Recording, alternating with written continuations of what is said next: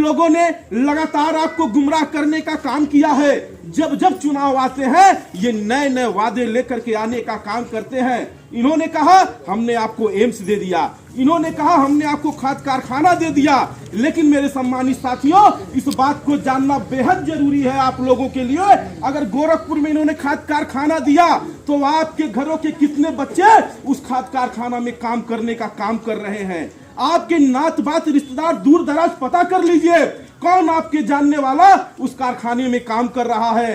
AIIMS खुला हुआ है, एम्स में कितने लोग आपके जानने वाले हैं जो वहां नौकरी करने का काम कर रहे हैं? इन्होंने मेरे सम्मानित साथियों तो एम्स और कारखाना देने का तो काम किया, लेकिन सारे गुजरात के मजदूरों को, बिहार के, कर्नाटक के लोगों को, तेलंगाना के लोगों को, आंध्र प्रदेश के मजदूरों को, बंगाल के लोगों को बुला करके वहां पे काम देने का काम किया है। लेकिन आप लोगों के साथ बड़े पैमाने पे इन्होंने छलावा और धोखा करने का काम किया है। ये कौशल है मेरे सम्मानित साथियों, ये कौशल है आप लोगों को ऐसे बहरूपियों के कान पे तमाचा जड़ने का, ये कौशल है ऐसे बहरूपिये से आप लोगों को बदला लेने का। तमाम लोग आएंगे, वो सपा के लोग हों, सपा के लोग भी आपके बीच में आएंगे, आपको गुमराह करने का काम करेंगे।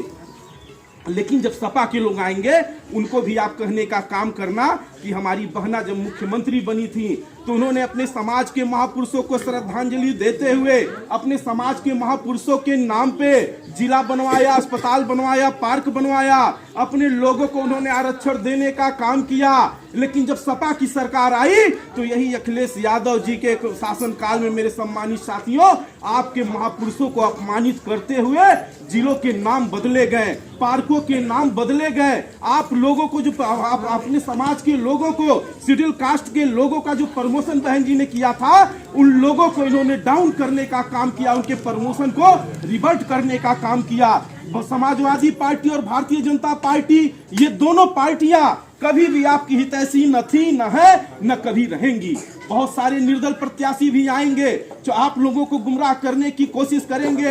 हो सकता है आपके पैरों में झुक करके आपसे एक वोट की भीख मांगे, लेकिन अगर आपके पैरों को पकड़ करके आपके धूल को अपने माथे पे लगाने का काम कर रहे हैं तो उसके पीछे भी कोई ताकत है तो बहुजन समाज पार्टी है मेरे सम्मानित साथियों। और अगर आप गुमराह हो गए, आपने एक वोट का अपने गलत इस्तेमाल कर दिया तो आने वाले समय में मेरे सम्मानित साथियों आप लोगों के वोटों का सौदा जैसे पहले होता था ठीक उसी प्रकार किया जाएगा। आपका अस्तित्व फिर मिटने लगेगा।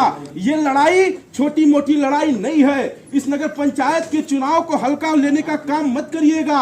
अगर आपने अपने बूथों से अपने प्रत्याशी को जिताने का काम किया, हाथी को जिताने का काम किया, अपने प्रत्याशी को चेयरमैन बनाने का काम किया तो इसका सीधा असर लोकसभा चुनाव पे पड़ेगा। आप ये बात समझ लेना कि आप इस वोट को सिर्फ चेयरमैन बनाने के लिए नहीं दे रहे हैं, आपका ये वोट एक वोट प्रधानमंत्री बनाने के लिए है मेरे सम्मानित साथियों। बात को आपको समझने की जरूरत है। मैं बहुत ज्यादा